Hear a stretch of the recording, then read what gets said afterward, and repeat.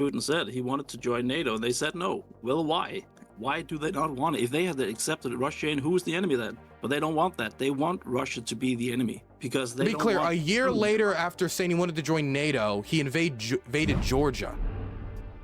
All right, so I think there are multiple things in this. First of all, I live in Denmark, so I'm a European. Gotcha. And I'm about 30 years old, and I work in IT. So I think the U.S. is trying to divide Germany and Russia because there's resources flowing from Germany into Europe, from Russia into Europe that Germany needs. And it's in the geopolitical interest of the U.S. to keep it divided.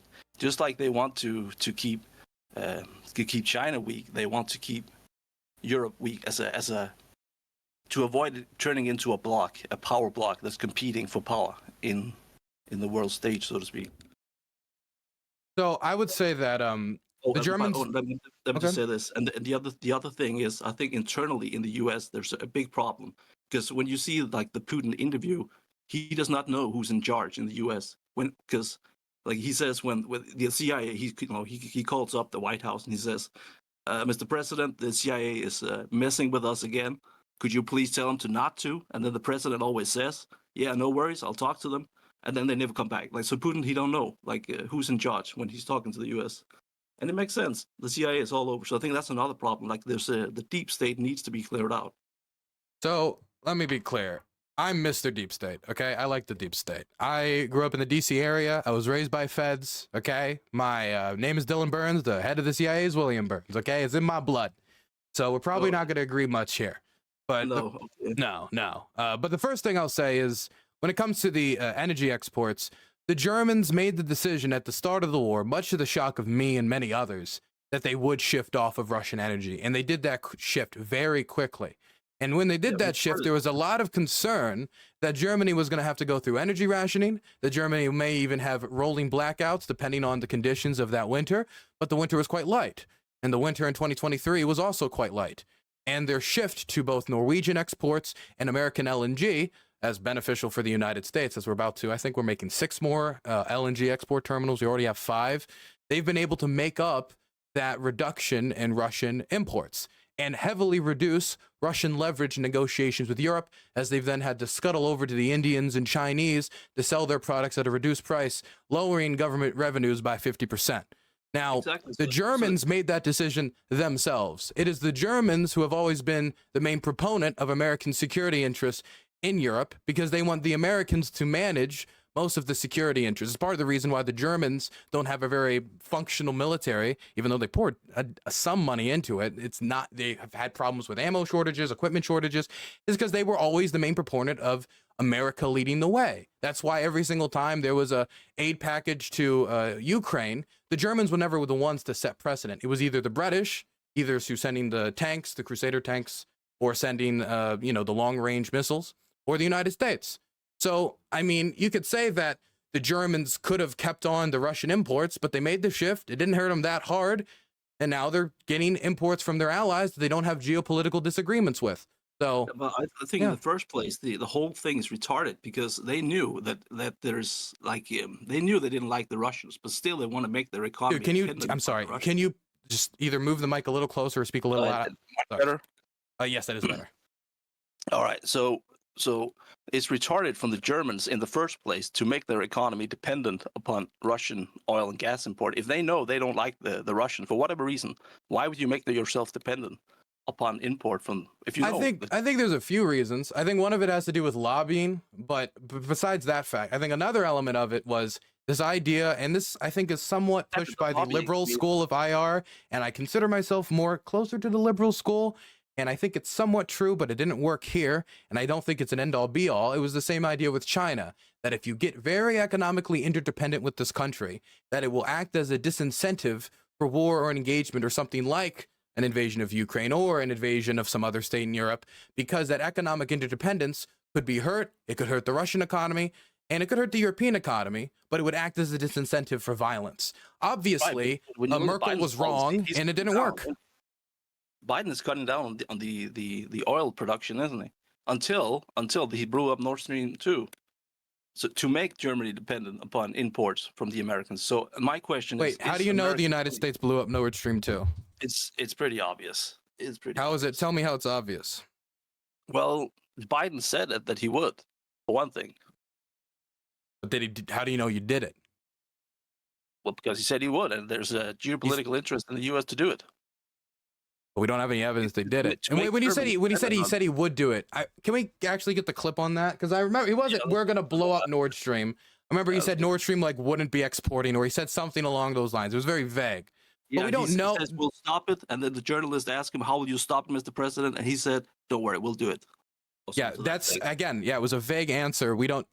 But it did stop it. How would you interpret? Is he saying he won't do it? I mean, we don't. I'm not going to say that we know that they did that because he said that. We don't know. And I think the reporting suggesting that they did do it, like Seymour Hersh shit, was pretty honestly god awful. It's kind of embarrassing that a Pulitzer Prize winning journalist put out that work, which was full of Swiss cheese. But I think that the story about possibly a Ukrainian affiliated team probably has more credibility, but we don't know. But that's at least a theory that I lean more towards, because the theory from Seymour Hersh doesn't seem to have much backbone to it. The Ukrainians did it. How would they get a ship? Well, I don't know if the Ukrainian state did it, but the idea, I think the story went, it was a yacht, that they used a yacht to go off to the side. And we don't know. We still don't know. I don't have all the information. That's why I'm asking you, how do you know? And your evidence is Biden said that it wouldn't be exporting energy if they invaded. And by the way, that's in line with what the economic incentive was supposed to be. They invade, then they get economic consequences. And whether that means they stop the imports through the pipeline or otherwise, who knows? I mean, the export of those gases had already stopped before the Nord Stream was blown up. Well, the entire Keynesian economic premises are falling apart because Russia is gaining economically. Like their war economy is making them stronger. Okay, can you say that again? Yeah, the Russian economy is getting stronger. Sorry, say that one more time for me. The Russians' GDP is... Yeah, no, say that again for me. Okay, whatever. No, I mean, the GDP growth is bullshit. The GDP growth is all in the war economy. Yeah, if it's all in the war economy, once you shut down the war economy, what's that going to mean? West. The prediction was... wait, are you a Keynesian? No, I'm an Austrian. So if you're an Austrian, then how do you think that putting all of your funds into the war economy is going to end once they click off the war economy and all this foreign capital is left and the rest of their economy is getting hollowed out to fund the war? Well, we'll see. I mean, there's a lot of resources. 50% of Russian government revenues are down. They're burning up their reserves. Yeah, why is there, like, look at for example, inflation. Don't you think it's bad when the ruble's worth less than a penny? Even though they've introduced the artificial price controls, when egg prices go up 61%, those GDP indicators don't really mean much for the Russians on the ground who have to deal with those price increases, who are not getting increases. And wait, let me finish. Who are not getting the benefits of that GDP growth. It is the defense industry that is getting the benefits of the GDP growth. I agree. And the people on the ground, you ask them, and they're saying, no, it's fine. We're not. It's not a struggle. Really, all the Russians are saying that. No, well, hashtag not all. I'm sure someone is struggling. So you think that they don't care about the 61% increase in egg prices, or the whittling down of their savings to worthlessness, or the cuts in social spending, or the freezing and increases to pensions, or none of that is having any effect as the cost of living in Russia goes up, the cost of air travel goes up, the cost of living goes up. None of that matters. It's happening in the West, isn't it? How is that? What do you mean it's happening in the West? Well, the inflation too. So it's a bit of a all over the place, and I don't think. I mean, 61% on eggs, is that all over the place? I don't think it is. 61. You don't think a 61% increase in food prices would not at all be significant? I think it would be, but I don't think it is 61%. It is 61%. That's publicly admitted to government statistics. That's well known. What do you mean? It's just the Russian statistics now, huh?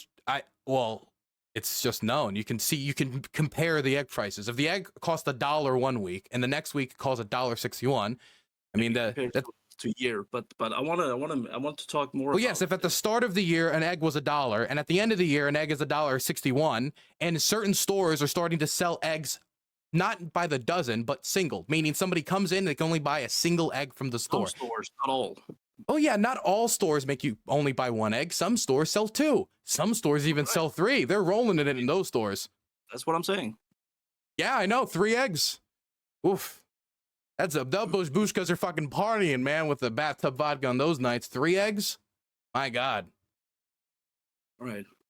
No, I'm just sorry. The premise that the Russian economy is doing well because of the war, we haven't even seen the full effects. Well, it's doing good. It's not doing. What do you mean doing good? Relative to what? Relative to no war. So you're saying that it's doing good relative to no war. So the Russian economy is in a better position today than it was before the war. Is that's your claim?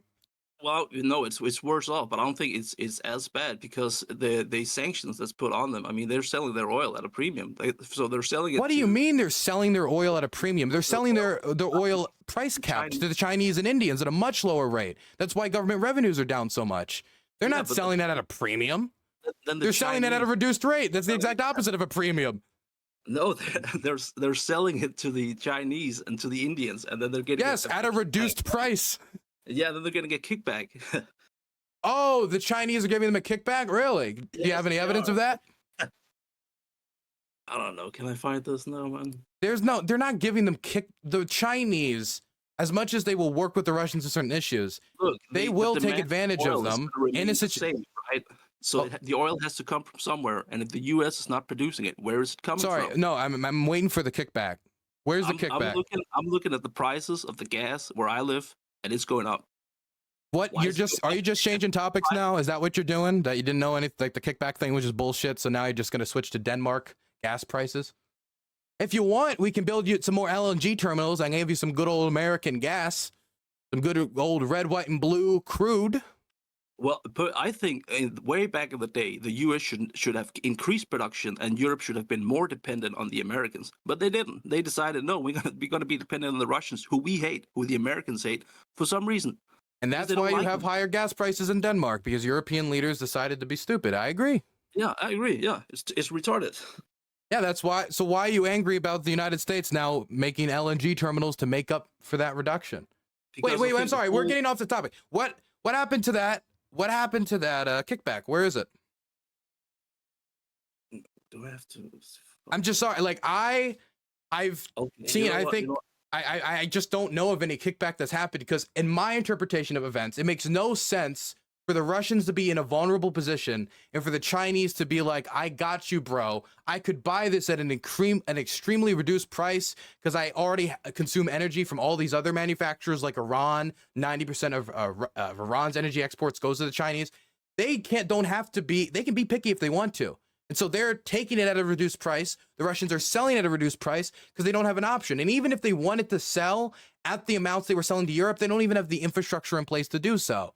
But there's no kickbacks. There's no kickback.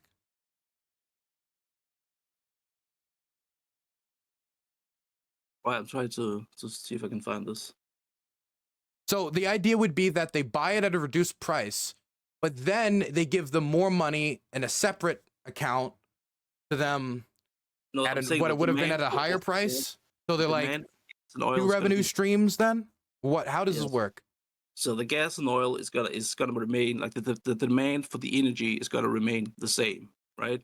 So the Russians are sitting on all this oil, and when there's this huge expansion of the supply of oil that they can't get rid of, the price of the oil is gonna go down because there's this huge supply. So they sell it out, and then the Chinese get it and the Indians get it, and they increase the price because the demand is so high. So they get all the money to India and China, and they pay some of it back to the Russians, either in forms of weapons or diplomatic leniency. Really, the Chinese are giving them weapons. What weapons are they giving them? What the ammunition, right? They give them what ammunition? Bullets. 155 millimeter. The Chinese gave the Russians 155 millimeter artillery shells. Well, that might be the North Koreans, actually. I don't think it's 155 millimeter because that's NATO standard, so that wouldn't make much sense. The Chinese didn't give the Russians any weapons because that would put them under sanction, and Chinese companies are terrified of that. That's why Chinese banks are pulling out right now because sanctions are continuing to tighten. Well, yeah, I could be wrong. I think it's the North Koreans. The North Koreans have sent about 1 million shells from their stockpiles and are trying to produce more. The Chinese aren't selling the weapons, and the North Koreans are, because the North Koreans aren't fearful of American sanctions. The Chinese are. But from an American perspective, I mean, this is antithetical to their geopolitical interest, isn't it? Because they to support Ukraine is antithetical to our interests. Well, it's pushing China and Russia together, isn't it? How? Well, like, in what way are they working together now that they weren't before, and that they wouldn't have done anyway? Well, yeah, you might be right about that. That they wouldn't have done anyway. I mean, they're still pushing together. But so if they were gonna do it anyway, and that doesn't even mean that they don't compete on certain issues, like on, for example, the Arctic Circle. That's something they compete on hard. There's obviously on the energy imports, the Chinese are taking advantage of the Russians' weak position to buy the oil at a much reduced price, and the Russians don't really have much room to argue. The Chinese are cooperating with the United States when it comes to a lot of the sanctions that are being placed, or more specifically Chinese companies, because they want access to the American market, because the economy of California is 50% greater than the economy of Russia when it comes to total GDP amount. So I just don't see how the Chinese are giving them kickbacks through weapons, because they can't.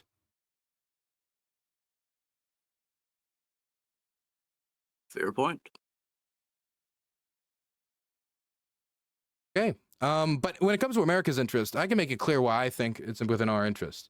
The first reason is that the United States has made a commitment to them in the 90s, and I believe that we should uphold that commitment of the Budapest Memorandum. If they're going to give up the ultimate guarantor of state sovereignty, which is nuclear weapons, in benefit of both the United States and countries all around the world, because we were terrified of those weapons getting bought up by terrorist groups or being like sold off by corrupt officials or ending up in the hands of some fucking, some dictator overseas.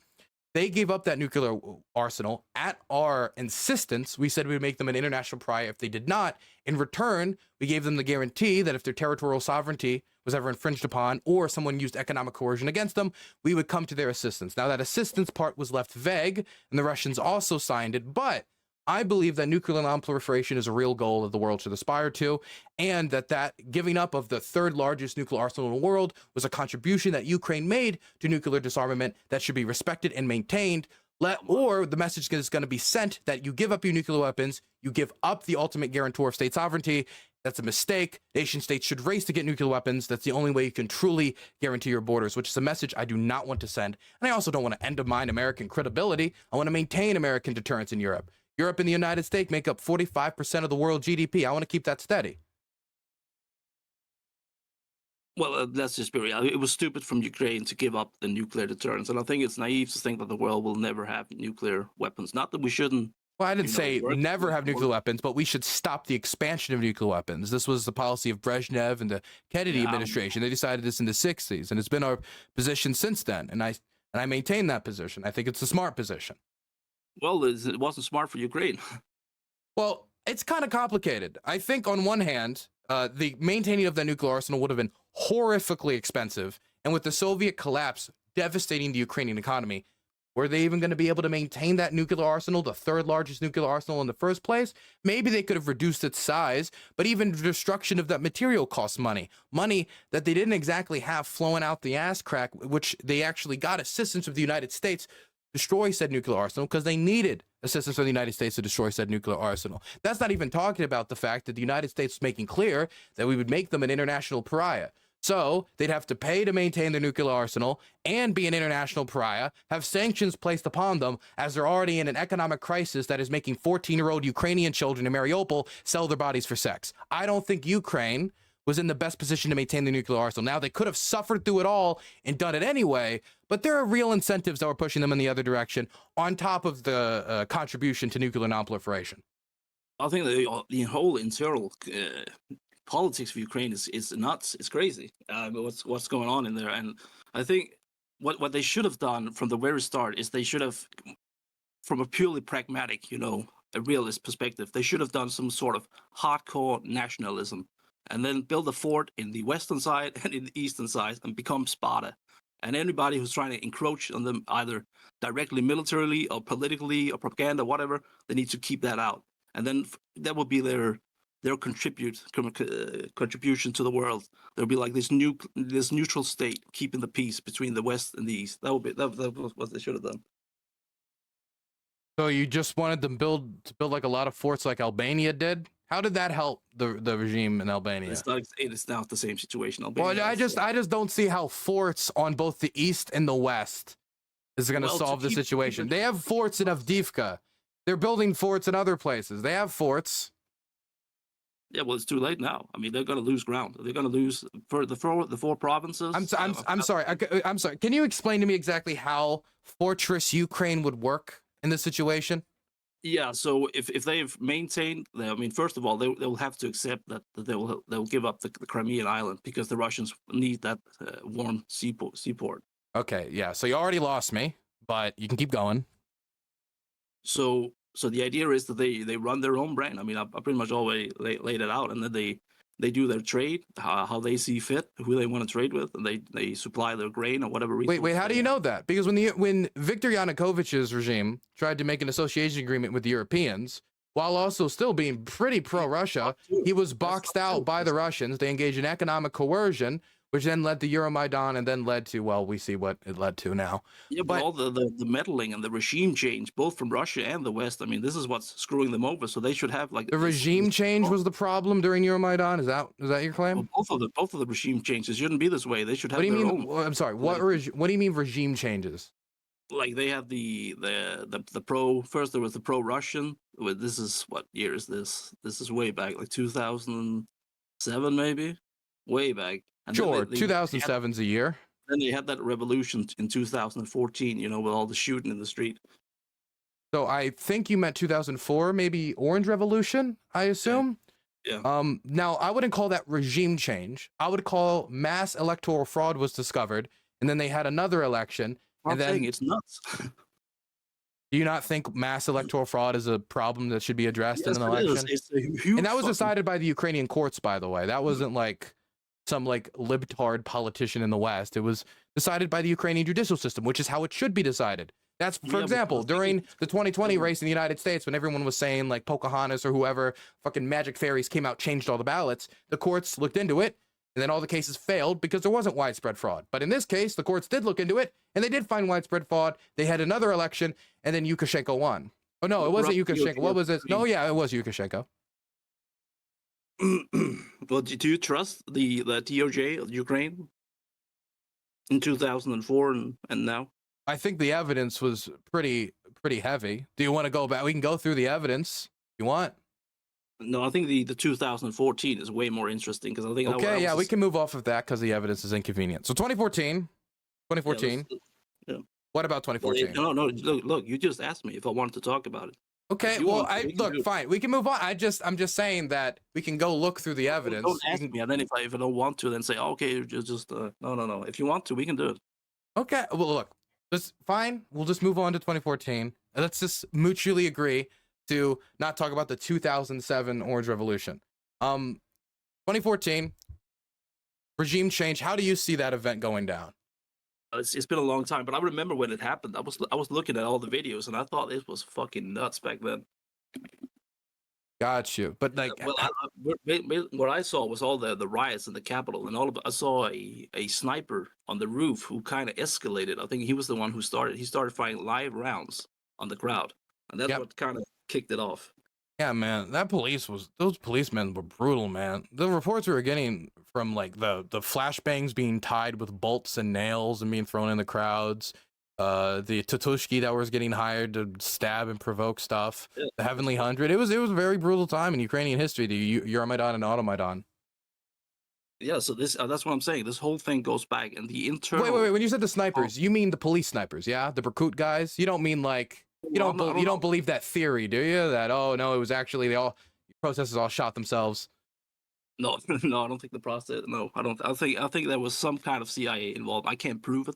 I don't have like, the smoking gun evidence. Yeah, no one does. No, they're good. They're good. Yeah, man.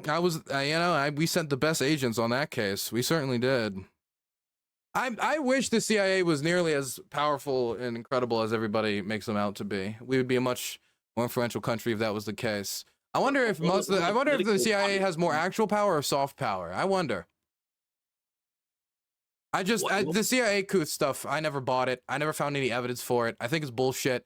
I think it's just people, you know, having Tom Clancy syndrome. They want to live in an action movie, so it was the CIA, and it wasn't.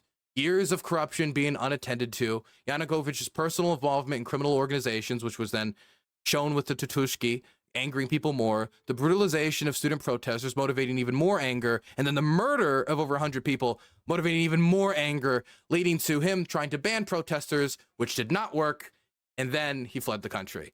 I think the storyline of events here, as well as starting it with pissing everybody off by pulling out of the association agreement in the middle of the night to try to suppress dissent, yeah, I think that's going to motivate people to come out and protest against you. And I don't really think the CIA had involvement, because from that leaked phone call from Victoria Nuland, it seems to indicate to me that we wanted to deal with the Yanukovych regime, negotiated with the mayor of Kiev. Well, I think it was, I don't know if at the time he was the mayor of Kiev, but he is the mayor of Kiev now, Klitschko. Could be. Yeah, I just think the CIA stuff is I think the CIA stuff is mostly designed to take away the sovereignty of the Ukrainian people, and the fact that they had made a decision to get rid of Yanukovych after he'd gone too far and gone back on his word, and then brutalized and killed over 100 people. I mean, think about the scandal in the United States if Biden hired MS-13 to go murder 100 Trump supporters. Yeah, that'd be crazy. That would that would kick it off in the U.S., wouldn't it? Yeah, I think it would kick it off. And you know what? It wouldn't be that crazy to kick it off after a situation like that, because that would be this political scandal of the century. And that, while I don't think the gangs were the ones that murdered the 100 people, the gangs were sent there by Yanukovych. And they did brutalize the protesters and try to provoke stuff with the police. This is public knowledge. They were called the Tutushki. The police responded, yeah. So don't you think that those things could all be bigger motivators to push the Ukrainian public to react the way they did? Then Mr. CIA whispers in their ear that we have yet to find evidence of 8 years after the fact. Actually, no, 10 years after the fact now, even after what? The Russians have had 10 years to investigate. News publications and journalists have had 10 years to investigate. There was opposition politicians that could have displayed some new information. The most we ever got was the Victoria Nuland phone call, which I think proves the opposite. I think it's good ground for the CIA to, if they were to do anything, that would be the perfect time. And the end result was a pro-Western regime. I mean, don't you think that if another country invades your country, the end result's probably going to be a regime that likes whatever that country's opponent is? Like, for example, if we invaded Mexico, it wouldn't be that crazy if Mexican-Chinese, Mexican-Russian relations just skyrocketed. It's more complex than that. Like, well, nation state's main goal, if you're a realist, as you seem to indicate earlier, according to Mearsheimer and Kenneth Waltz in the neo-realist school, the number, and realist period, is survival. That is the ultimate goal of every state. And so, if Ukraine is getting invaded by another state, which is threatening its survival, with its leadership now saying that the Ukrainian government, well, the Ukrainian people, the Ukrainian nationality, it's artificial, they're actually Russian. If the ultimate goal of the state is survival, of the nation is survival, then yeah, they're going to pivot towards the West. That's not even to talk about the European EU model being better than what the Russians are offering them. Well, I think it's more complex than that. I mean, the relationship between Ukraine and Russia is not as the same relationship as the U.S. and Mexico has. Well, I didn't say that. My point is, if a nation state invades you, it's not that crazy that you're going to go to that nation state's geopolitical opponents and ask for assistance, which they did, and then we denied them. There are other options too, right? So you could, like, for instance, Hitler invades Denmark and he's not going around killing it. We surrender pretty much. So that's survival. The state of Denmark survives. It carries on. It's not in the same state, but it survives. So from a real, if you want to argue from a realist perspective, so that is a valid to surrender immediately. And but wait, let's be clear. When the Danes surrendered, it wasn't under the goal of like, okay, we're going to be under German subjugation forever. It was under the idea that one day Denmark, either through the Allies winning or something else, you know, why is that not true for Ukraine then? Well, then what you would be in favor of would be the Russians taking over in like a 20-year guerrilla war then? I don't know how that solves the war or the crisis. If anything, it would just mean the Russians would be able to brutalize the Ukrainian population more. I think my main motivator for why I wouldn't accept this is the mass graves that I visited. That makes me think that if the Russians were to take over the whole country, they'd probably repeat that in more places, which they did in Bucha, which they did in Izium. 440 bodies found in a single mass grave, the largest one discovered in Europe since the Yugoslav genocides. I think that might be a reason why they don't think that the Russians, if they absorb the Ukrainian state, they would allow it to survive. On top of the Russians saying over and over again, Ukraine is artificial, it will be made part of Russia. Yeah, it would. Yeah. So if the ultimate goal is the state to survive, surrendering to the Russians would end with the Ukrainian state not surviving. And by the way, I'm not a realist. I'm an international. I follow the liberal school more closely. That doesn't mean I don't read realist authors. I got fucking Arms and Influence right behind me, Thomas Schelling. But I'm just trying to argue with you in realist theory here. Right, but I think that would be the best option for you, or go with the hardcore net. But that's too late now. So from the perspective of where they are now, I mean, what it would see this going? Like, should they keep fighting or should they surrender? I don't think they should surrender. I think that would be a terrible idea. I think if the goal is the survival of the state, maybe not surrender, but negotiate a settlement. I mean, it would depend on what the settlement would be. Would you accept like the four provinces they have now, more or less? Would you accept that they? Me? No, I don't. Let me be clear about my position. My position is not only that the Ukrainians have to win. My position is that the Russians have to lose. And it needs to be clear that they lost. I don't believe in an off-ramp. But you see the situation on the ground, right? I do see the situation on the ground. Yes. So how would that happen? I believe that we need to increase aid. That's the thing is I'm arguing about what I think the American government should do. Now, obviously, if the situation gets worse and we can't pursue what my goal is, then we will have to make some other form of compromise. I'm not completely unmoving. I understand if situations change or the situation changes, we have to deal with reality on reality's terms. But the Russians have shown a propensity to fuck up this war time and time and again. And I think if the Ukrainians were given the best tools to do the job, then maybe they wouldn't take everything back. Hopefully they would. But if they didn't, I think they get a much better deal. Hell, I think the bare minimum should be 2022 lines. 22 lines? Yes, before the Russian invasion. The big invasion, that is. What does that mean, 22 lines? That means they would go back to where the lines were, bare minimum, before February 24th. So it would be February 23 lines. Yeah, that's not going to happen. Well, that's all I would be willing to accept personally, if you want my position, because if we don't, we're just going to encourage more Russian aggression down the line. They're going to reignite the conflict later again, which they've done multiple times. 200 rounds of negotiation, 20 negotiated ceasefires. All of them have fucking fallen through and failed, violated again and again and again. So in my mind, I am done playing patty cake. Right? That's my position, because I don't want to pass this war down to my kids. I don't want to pass this war down to another generation of Ukrainians, because the Russians just keep freezing, reigniting, freezing, reigniting, freezing, reigniting. Why accept a negotiated ceasefire unless there was something in place to stop the Russians from invading again? Like NATO membership, which also is something that I believe. Yeah, I agree. And back in 2007, I mean, that's what Putin said. He wanted to join NATO, and they said no. Well, why? Why do they not want it? If they had accepted Russia, and who is the enemy then? But they don't want that. They want Russia to be the enemy, because they To be don't clear, want a year later after saying he wanted to join NATO, he invaded Georgia. So I think if you're engaged in that type of behavior, it's going to be very hard for Europe, who was also in NATO, who was trying to integrate Georgia into NATO as well, to accept Russia into NATO if they're invading other nation states that are trying to join NATO. But look, NATO, Russia, if Russia is not part of NATO and a year later they invade Georgia because they want Georgia in NATO too, well, that's the whole thing about Ukraine. They don't want NATO at their border. So if Georgia joins NATO, they got a NATO country on their border. And it's the same with Ukraine. So you're saying that Russia will not accept a NATO country on its borders? No, not if they're not part of NATO, obviously. Okay, give me a moment. I need to just check something.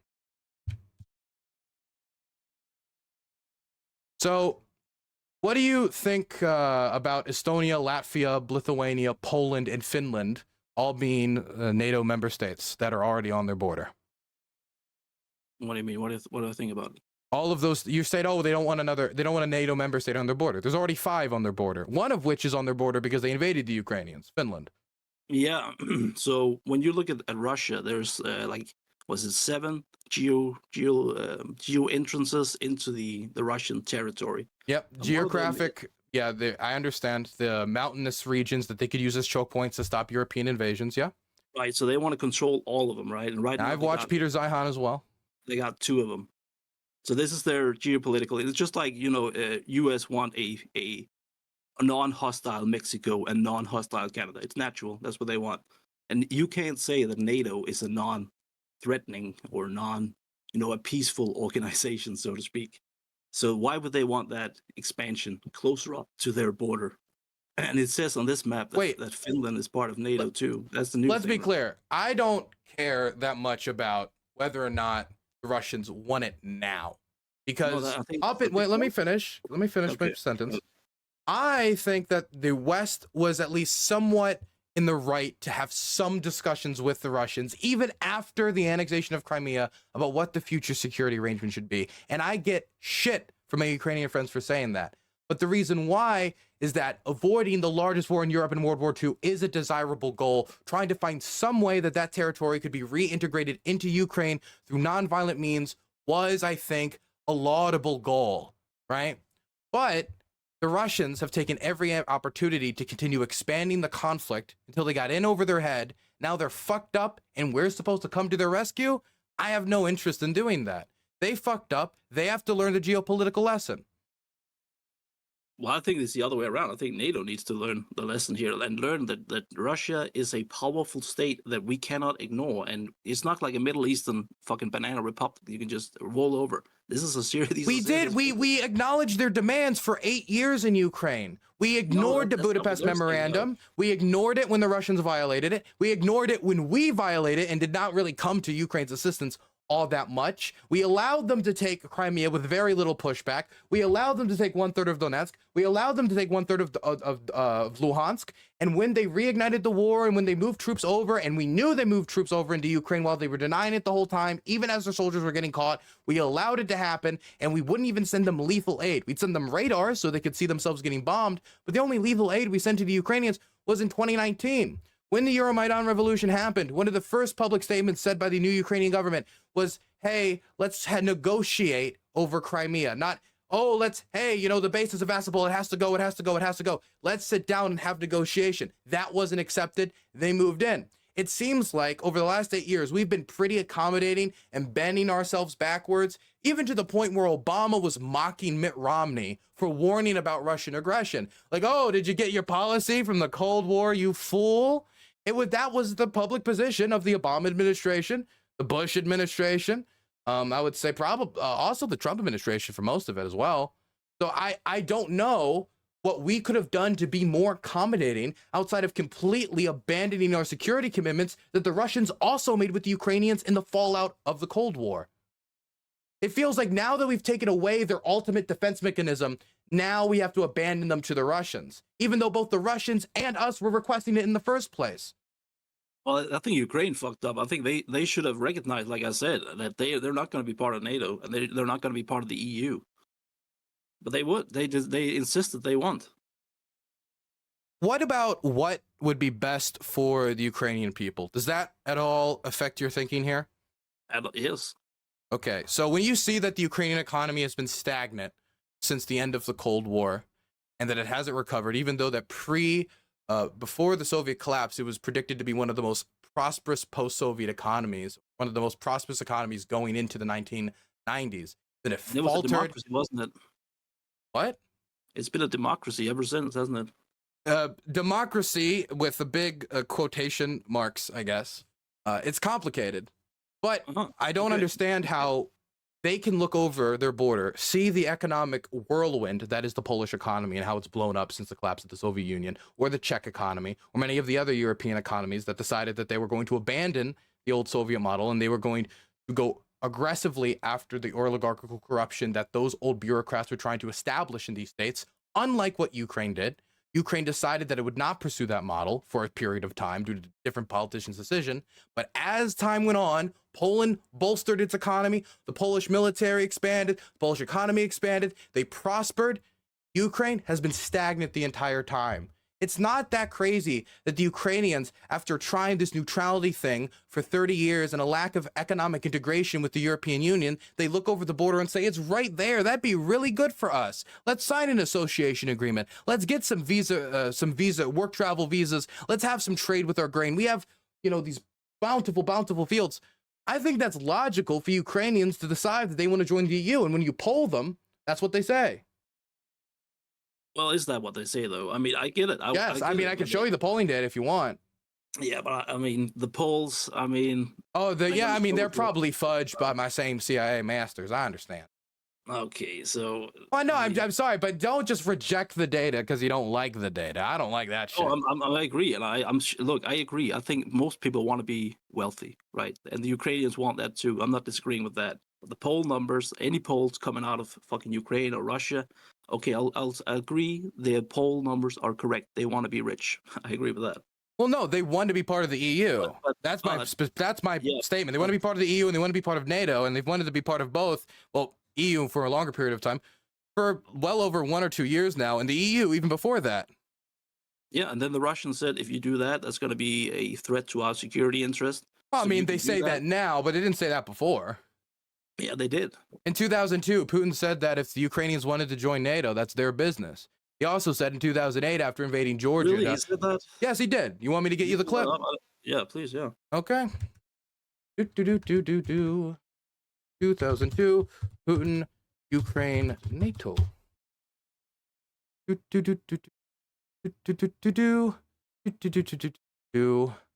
Gotta find an old Putin interview. 22 years old. God, he's been in power long. One.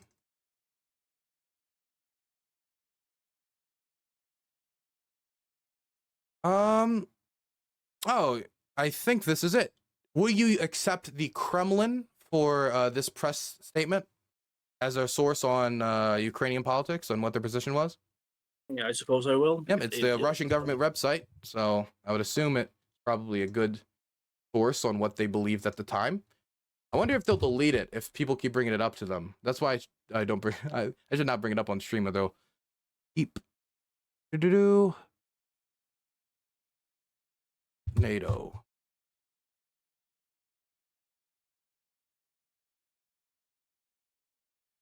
Oh, here it is. I am absolutely convinced that Ukraine will not shy away from the process of expanding interaction with NATO and Western allies as a whole.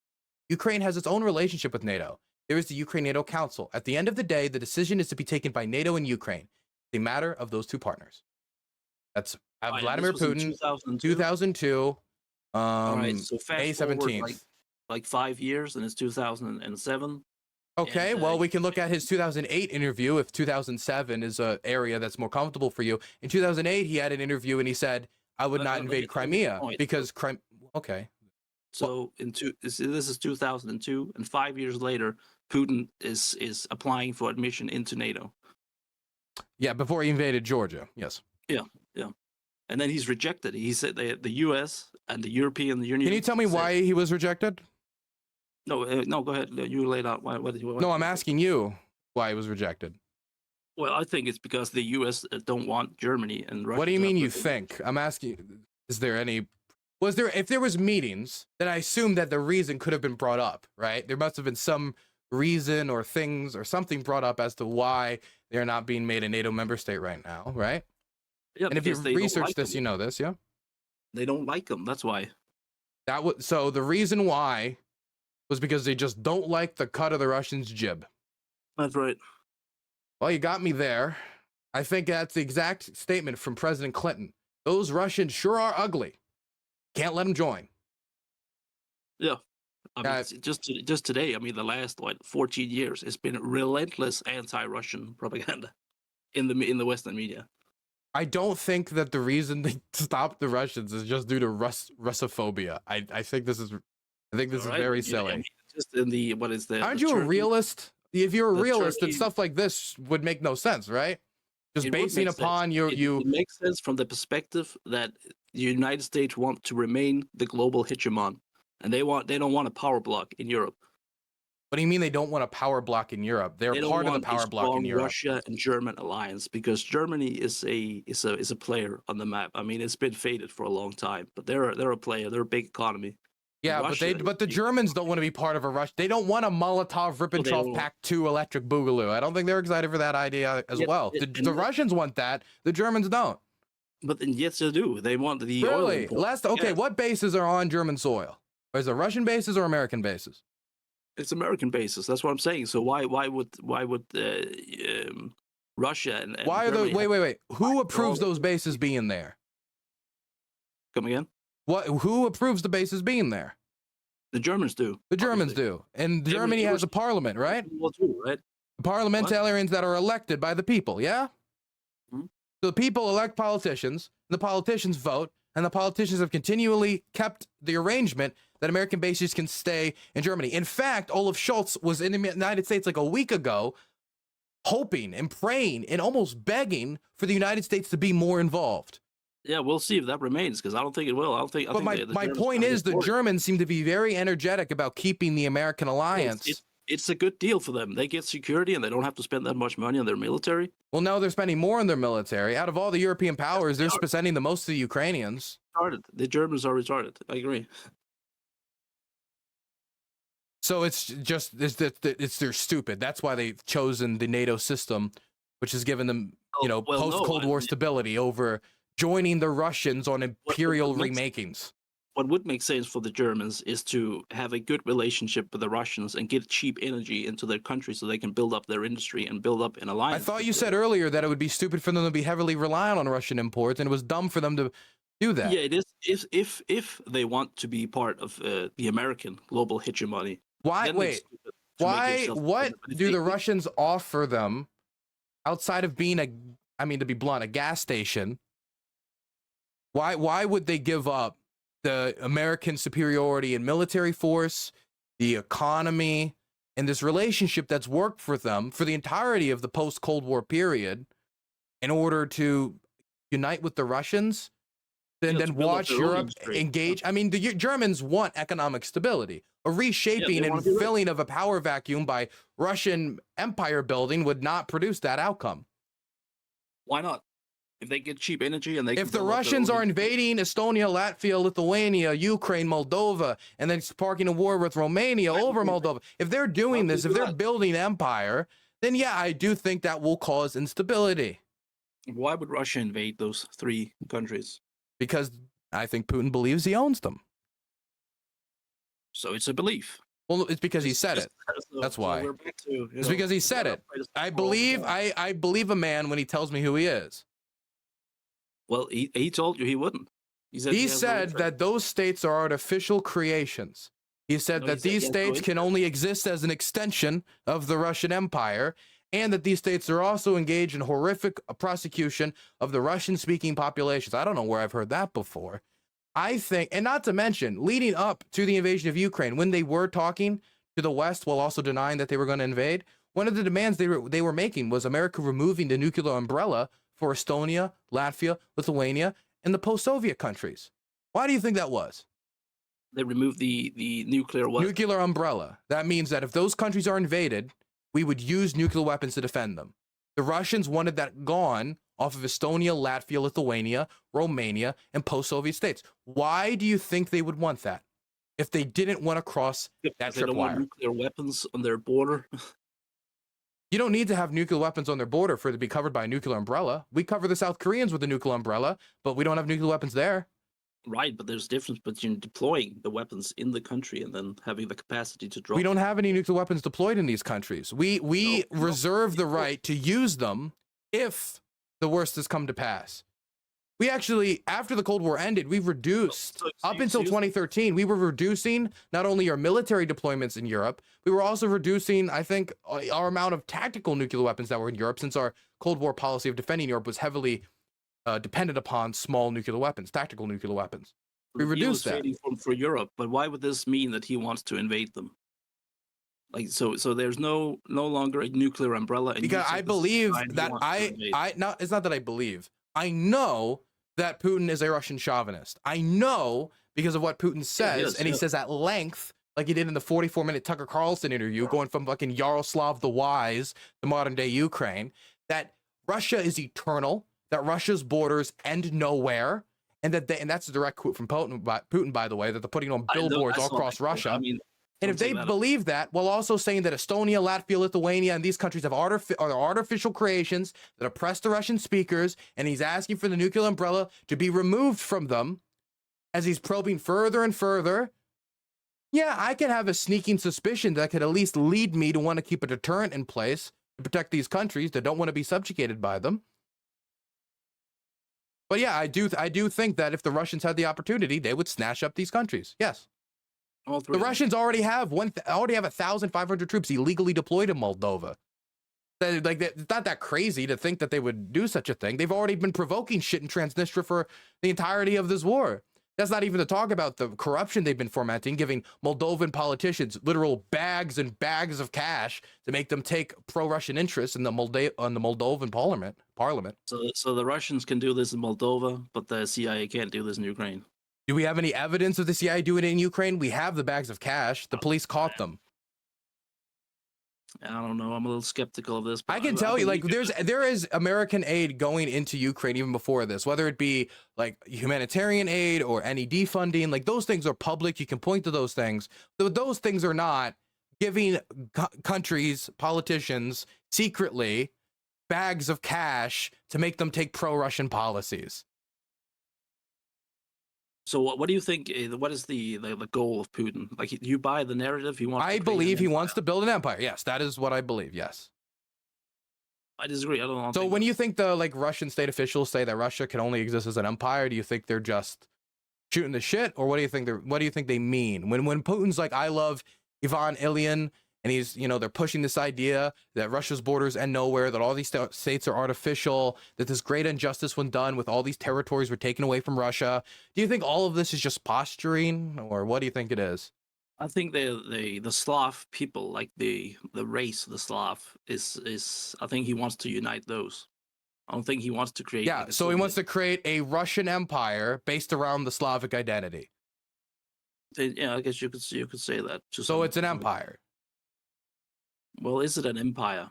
It's in the same way. If you wait. Okay, if that's the case, then is it an empire if we invaded the UK and Ireland and Australia and said we were uniting all the English-speaking peoples of the world? Is that an empire?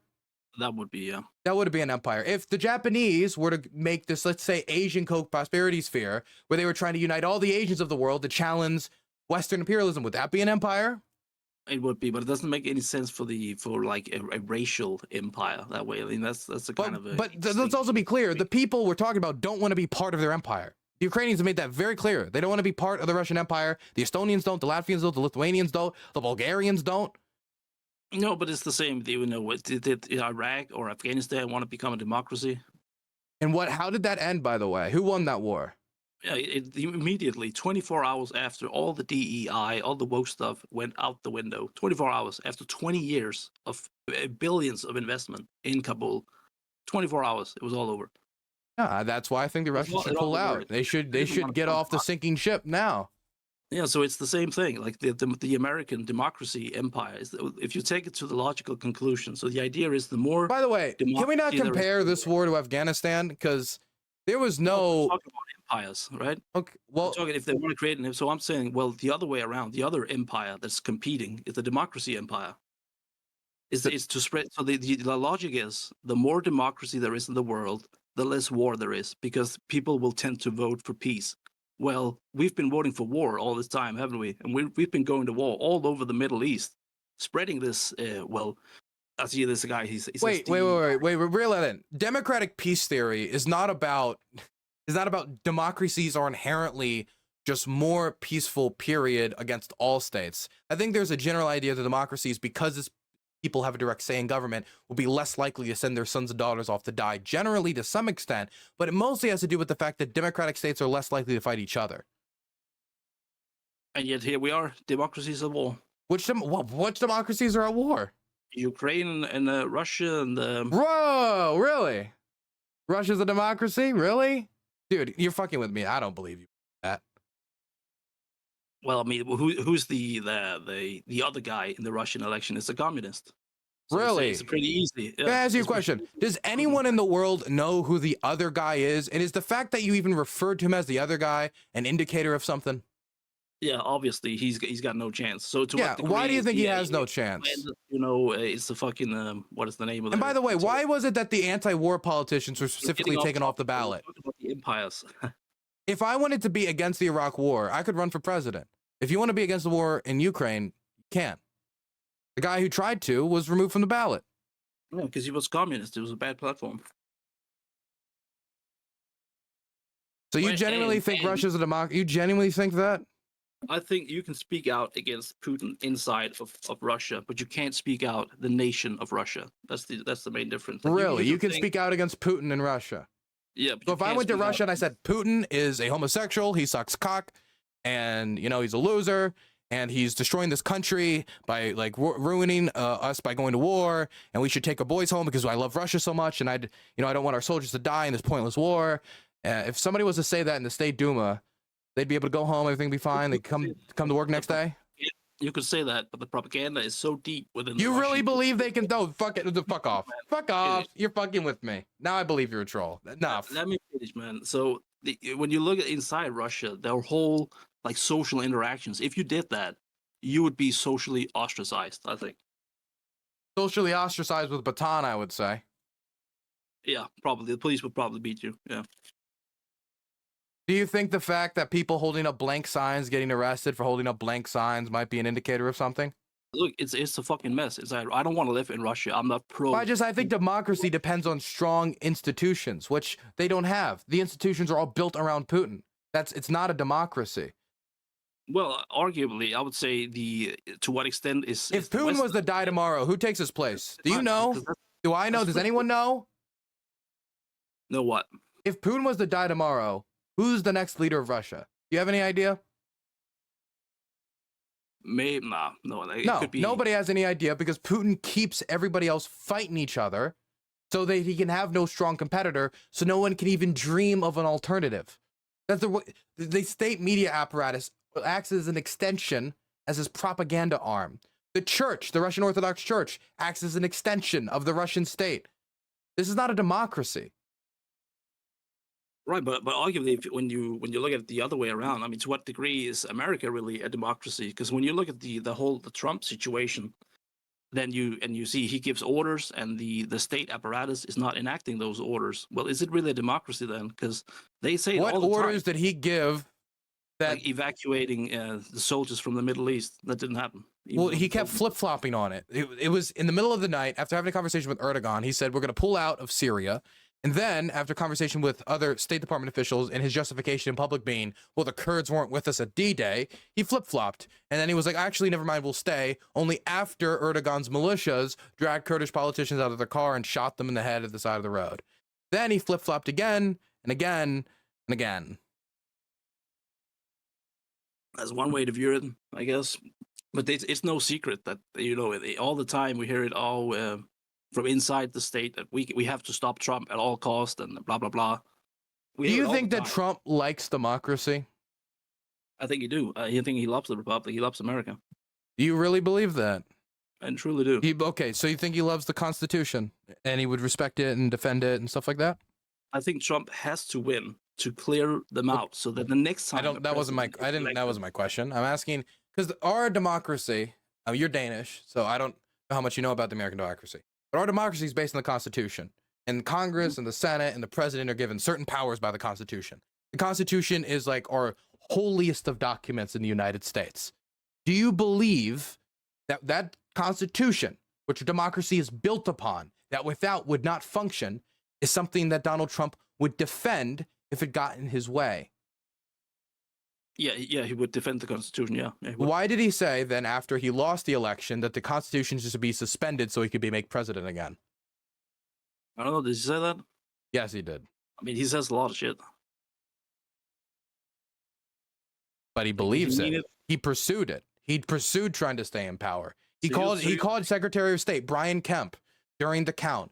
And he's a Republican, Brian Kemp. And he's talking to him back and forth. And it's like, hey, man. January 6th or what? This is after he lost the election. So this is in the months leading up to him being withdrawing from the office and Biden coming in. And this is during the counting of the votes. He calls him and he tells him the exact amount of votes necessary for him to win and tells him to find him. Brian says, we have not found any fraud. We can't do that, Mr. President. And then he starts threatening him, saying, if you don't do the right thing here, we're going to make this really bad for you. And he listed the exact amount of votes he was down by that he needed to find. Now, that's just Brian Kemp. That's not even talking about all the other states and all the fake electors that were drawn up, the executive order that was written up to use the National Guard and the military to seize voting machines, him trying to use the vice president unconstitutionally to throw out the election results, send it back to the states, which are majority controlled by Republicans. There's a reason why case after case after case after case lost in court for Donald Trump. There's a reason why the guy is facing 91 different criminal charges right now. It isn't because, you know, the system just hates him because he's so anti-establishment. It's because the dude keeps breaking the law. He doesn't care about the Constitution. He doesn't care about democracy. He's an authoritarian. He reminds me of the worst Ukrainian and Russian oligarchs. And he didn't respect the transfer of power. So I don't think Trump is a good representative of democracy, likes democracy particularly. He's absolutely essential for American democracy. I think he has to go in there and he has to clear them out. You need new people. Clear who? Wait, clear them out? Who's them? The By the way, I can't. Can you just mic closer? It's hard to hear you. Yeah, what he calls the deep state. I think they need to be cleared out. Who's the deep state? Who's the deep state? So we've seen it here in Denmark too. So once there was, I've heard many things about the dangerous Danish deep state.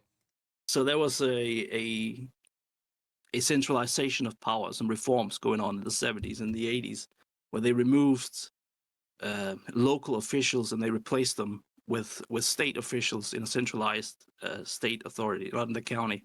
So what this does is that you get elected and you replace all the guys in the state apparatus with people of your ideological persuasion. That way, when you get out of power, it's still going to be your guys in there enacting the policies of the new government.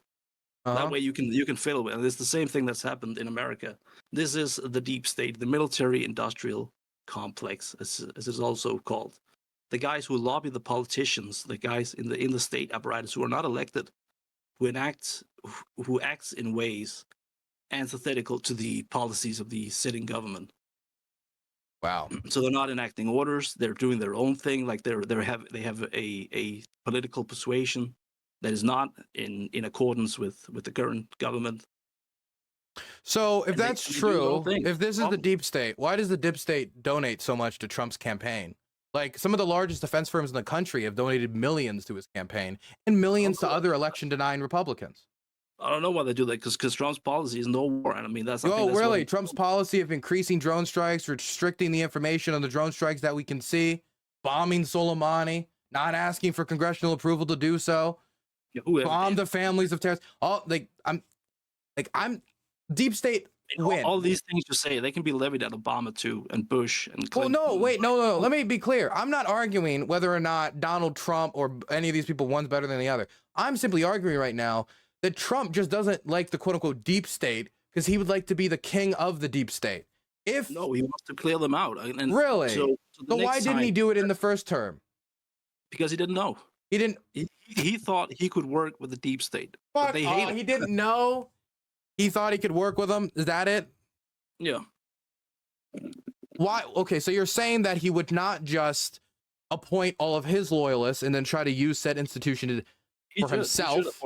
I would have done the same. He should have done, but they should. So you just want him to take over the deep state. What if the deep state exists? This is what I want. I want him to go in and I want him to fire all of them and then put in new people who abide by the Constitution. All of them. When you say all of them, do you mean like all federal employees? Do you mean pretty much, yeah. Like all, you want to fire all federal employees? Well, not at once, not at the same time, obviously, but get a replacement program going. Okay, so do you know how many people work federal jobs? Do you know how many people over we're gonna fucking fire the people work at the Bureau of Engraving and Printing, the machinists, the janitors, gonna bring up all the we're just gonna fire them all. That unions aren't gonna get in the way of that at all. I mean, this is gonna cripple our government to get rid of some mythical deep state that nobody's even proved to me exists. What do you mean? What do you mean deep state? Like when somebody tells me deep state, I think they project a lot of things onto it. Like, for example, when you say he's fighting against the deep state here, but then the same people that you're saying he's fighting against are also giving him money in case he wins because they want to work with either president no matter what. Well, yeah, exactly. Well, they do. Who cares? I don't care what they do. I mean, if they want to give money that's potentially against their own interest, that's their call. So you think that they're just the people at these defense firms are just giving Trump money? You're going to argue that the establishment is behind Trump? I think that's outrageous. I'm arguing that these defense companies can still make a very pretty penny under Trump, and they're controlling for that environment. And if Trump gets reelected, the deep state operators and the defense companies are going to be very happy. I don't think they're going to be happy with Trump in charge. Or do you think they're going to? So you think he's going to cut the military budget then? No, I think he's going to increase the military budget. But why would they not be happy if he's going to give them more money? Well, he's not going to start war, which would make them even more money, which is the alternative to Biden. He wants to. Didn't he show? Didn't he talk about invading Venezuela in office? He was suggesting an invasion of Venezuela. He had to be talked down from it. That's absurd. I don't know if he said that, but if he did, that's absurd. Okay, well, what about the massive increase in drone strikes that was under his presidency, while he also restricted information on said drone strikes, including the killing of Soleimani, the head of the RGC's Quds force? What about it? Wouldn't you say that that's war-making behavior, that something could have spiraled out into a war with the Iranians, potentially? I don't know. I think Trump's strategy was working on Iran. His strategy was to economically isolate them, and it really worked. Yeah, it worked. Okay, where does those successes reap? Where are the fruits of our labor? What did we get? If you go look at the GDP of Iran for 2017 and 2018, you'll see it dropped 2.35% in 2017. It dropped 3.33% in 2018, and then 2019 happened, and they increased their GDP by almost 4%. And then Biden gets in, and then it just keeps going up. So you're saying that the success was shrinking the Iranian economy? Yeah, so they couldn't fund their proxy states. But they did fund their proxy states. Yeah, but not to the same extent they would have if he didn't. So you're saying that they didn't lose really anything, particularly. They didn't lose any of their major allies. They didn't really lose anything on the battlefield, but their GDP shrunk under Trump. That's the success. So we got. So they could pursue a nuclear weapon, but their GDP is smaller. That's the victory. Well, what's the alternative? To go to war? To not have them have a nuclear weapon. To do diplomacy with the Iranians. That's my position. Yeah, I agree. I wanted to do. Now, it's not the Trump position. That's the exact opposite of the Trump position. He pulled out of the Iran deal. He's squeezing them. He's saying, if you don't do this, I'm going to put sanctions on you. But we already had the deal. He then scraped the deal, didn't replace the deal, and now they're pursuing nuclear weapons again. Under Biden. Because we can't get it. Because he fucked up our leverage. If we were to re-enter the deal, we'd have to make the deal even sweeter for them because he fucked up our credibility. How would the Iranians believe that we'd actually stick by the deal this time? Biden fucked up. He should have kept the sanctions on Iran. He did. No, he didn't. We have sanctions on Iran right now. It was the first week he got in. He removed those sanctions, and you can see it. You can go check. We still have sanctions. Once we were taken out of the Iran deal, those sanctions that we reintroduced, that's still on Iran. We never removed those. We still have those sanctions on Iran because we never re-entered the Iran deal. No, not the Trump sanctions. So so there's special Trump sanctions that we removed that if we would have kept in place, we would have defeated the Iranians. The pressure would have worked. Go to Google and type in Iran GDP, and you'll see. Dude, I'm not arguing about the GDP. Well, you're saying the sanctions don't work. You're saying Biden kept the sanctions in place. The sanctions did not achieve the goal we wanted. The goal we wanted was to stop them from getting a nuclear weapon and stop their funding of their proxies. The proxies got missiles, and as we can see from the onslaught from Hezbollah and Hamas, they still got their missiles. This was 6 years ago. They've been building up for 6 years. So before then, they were like, what were they on the brink? What was going to happen before then? No, they were poor. Dude, you're not making any headway with me here. I don't like. I'm not. My goal in foreign policy isn't for opponents just to be poor. Is to achieve strategic objectives. What strategic objective did we achieve? Squeeze them. You squeeze them. No, okay, again, you're just saying they were poor in another way. Okay, we squeezed them, but what strategic objective did we achieve? Well, if you make them poor, you limit their ability to fund terrorists. I mean, it's not. You know what else we made? We made the North Vietnamese quite poor. We made the Taliban quite poor. We made many groups quite poor, and we still lost because we didn't achieve the strategic objectives. And poor people can still kill us. So maybe if you combine it with some drone attacks, maybe that would help. Like so you take out strategic targets. So we should bomb Iran is your answer. No, I'm saying that's what happened. That's what you say was happened, right? What? You said he drone strike more and he removed the ability to see who he drone strike, right? That's what you said. Yeah. He restricted the information on drone strikes, what was publicly available for the public to see, while massively increasing the covert drone operations of the deep state, by the way. So maybe a combination of the sanctions with precision strikes of these drones. Would that be a fair assessment of his strategy? So it was drone strikes and increased pressure. Yeah, I would say that was basically it. But drone strikes on what specific? I mean, there was a Soleimani strike. There was a few other strikes on some militias. You tell me. So it seemed to work. But what did it achieve? It achieved less funding, less destability in the Middle East.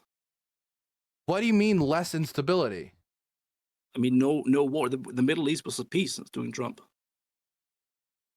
What? Even though it was fragile. Really? It was still, yeah. I mean, I didn't know about the 2016 to 2020 Houthi Yemen Saudi truce. I was unaware of that. At that I was also unaware of Assad, that he stopped using thermite against civilians in that period as well. I was unfamiliar with that.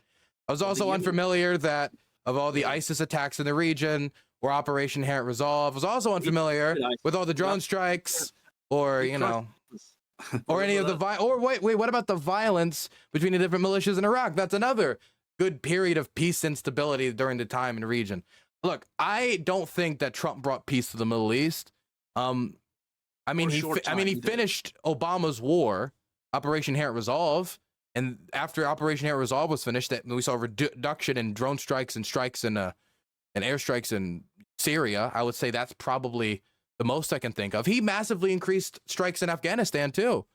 People forget that. For the first 2-3 years of his term, he massively increased drone strikes to try to increase his leverage. Then he made a shit deal anyway, negotiating over the heads of the ANA. Leverage with who? With the Taliban. Why would he need leverage with the Taliban if he's got the army there, doesn't he? Why would he need leverage to negotiate with the Taliban? Was that the question? The U.S. is in Kabul. What do you mean he's seeking leverage? Leverage for what? To negotiate. He was negotiating the American withdrawal, and he wanted to do it on good terms that'd be beneficial to the United States. In order to do that, I assume this was the strategy, because it's the only way it makes any sense. He massively increased drone strikes to partially do so. And he also increased troop deployments. Oh, I disagree with that. I think he pulled it back. What do you wait? No, you can't disagree with. He increased troop deployment. You can't disagree with a statistical fact. It's just a fact. All right, I'll look it up right now. Okay, let's look it up. Trump increases troop deployments. Afghanistan. Trump campaign talk of troop withdrawal doesn't match military reality. President Trump has brought home few American combat troops overall as his pressure campaign against Iran risks a new Middle East conflict. So this was the order they didn't follow, huh?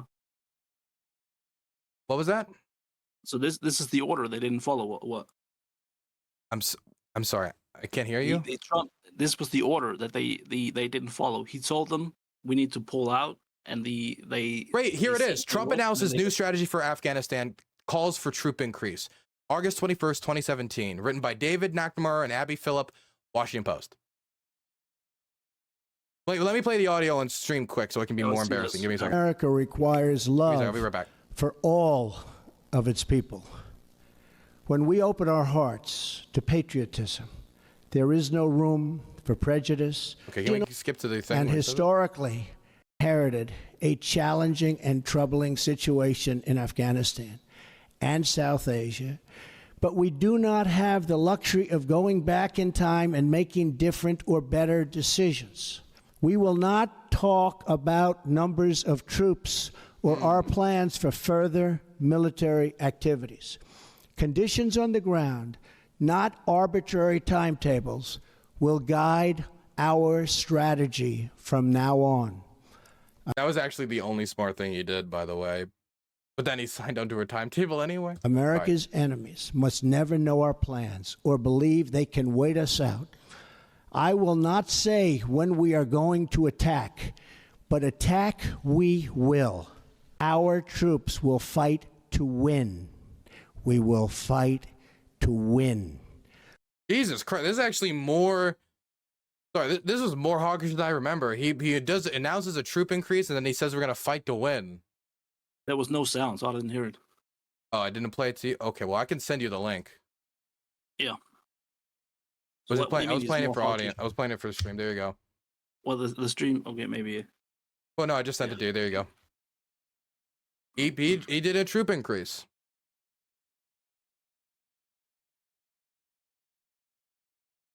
He announced it in a speech.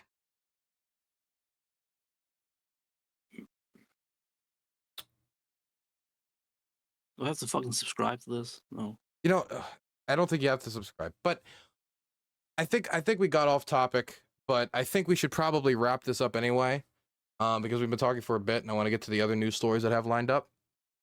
So, is there anything else you wanted to talk about, Ukraine or this related, that we didn't touch on? I think that's it. I think we disagree about a lot, and I think we disagree about what are the facts that matters, and what is the geopolitical interest overall of both Ukraine. But I appreciate the talk in a respectful manner, even though there was some interruptions. But I think it was pretty good. Okay, man. You have a good one. See you later. All right, thank you. Bye.